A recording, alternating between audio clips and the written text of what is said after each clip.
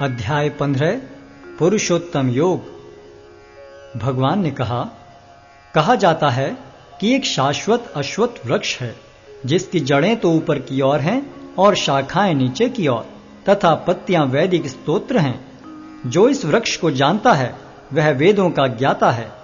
इस वृक्ष की शाखाएं ऊपर तथा नीचे फैली हुई हैं और प्रकृति के 3 गुणों द्वारा पोषित हैं। इसकी टहनियां इंद्रिय विषय हैं। इस वृक्ष की जड़ें नीचे की ओर भी जाती हैं जो मानव समाज के सकाम कर्मों से बंधी हुई हैं। इस वृक्ष के वास्तविक स्वरूप का अनुभव इस जगत में नहीं किया जा सकता।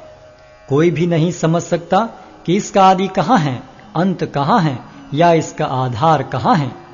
लेकिन मनुष्य को चाहिए कि इस दृढ़ मूल वाले वृक्ष को विरक्ति के शस्त्र से काट गिराए। तत्पश्चात उसे ऐसे स्थान की खोज करनी चाहिए जहां जाकर लौटना न पड़े और जहां उस भगवान की शरण ग्रहण कर ली जाए जिससे अनादिकाल से प्रत्येक वस्तु का सूत्रपात तथा विस्तार होता आया है।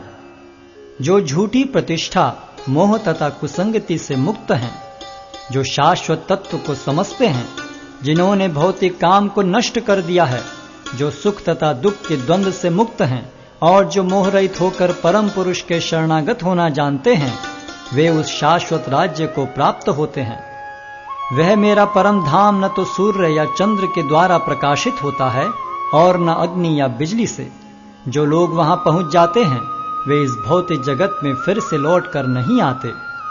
इस बद्ध जगत में सारे जीव मेरे शाश्वत अंश हैं। बद्ध जीवन के कारण वे 6 इंद्रियों से घोर संघर्ष कर रहे हैं जिनमें मन भी सम्मिलित है।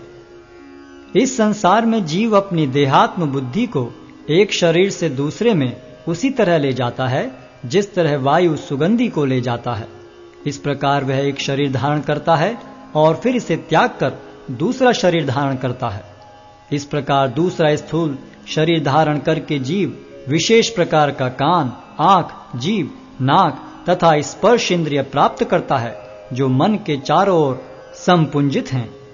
इस प्रकार वह इंद्रिय विषयों के एक विशिष्ट समुच्चय का भोग करता है। मूर्ख न तो समझ पाते हैं कि जीव किस प्रकार अपना शरीर त्याग कर सकता है, न ही वे यह समझ पाते हैं कि प्रकृति के गुणों के अधीन वह किस तरह के शरीर का भोग करता है। लेकिन जिसकी आंखें ज्ञान में प्रशिक्षित होती हैं वह यह सब देख सकता है। आत्म साक्षात्कार को प्राप्त प्रयत्नशील योगी जन यह सब स्पष्ट रूप से देख सकते हैं। लेकिन जिनके मन विकसित नहीं हैं और जो आत्म साक्षात्कार को प्राप्त नहीं हैं, वे प्रयत्न करके भी यह नहीं देख पाते कि क्या हो रहा है। सूर्य का तेज जो सारे विश्व के अंधकार को दूर करता है मुझसे ही निकलता है। चंद्रमा तथा अग्नि के तेज भी मुझसे उत्पन्न हैं। मैं प्रत्येक लोक में प्रवेश करता हूँ और मेरी शक्ति से सारे लोग अपनी कक्षा में स्थिर रहते हैं। मैं चंद्रमा बनकर समस्त वनस्पतियों को जीवन रस प्रदान करता हूँ।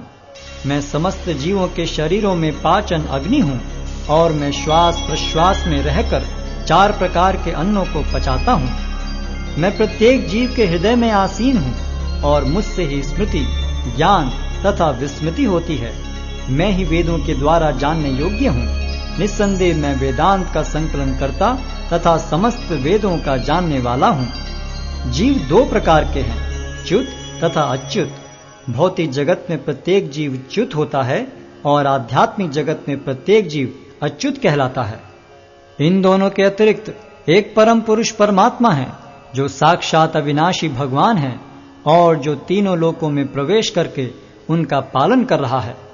चूंकि मैं क्षर तथा अक्षर दोनों के परे हूँ और चूंकि मैं सर्वश्रेष्ठ हूँ, अतएव मैं इस जगत में तथा वेदों में परम पुरुष के रूप में विख्यात हूँ।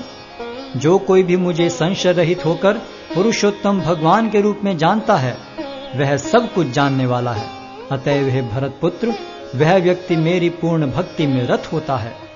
हे अनघ, यह वैदिक शास्त्रों का सर्वाधिक गुप्त अंश है जिसे मैंने अब प्रकट किया है। जो कोई इसे समझता है वह बुद्धिमान हो जाएगा और उसके प्रयास पूर्ण होंगे।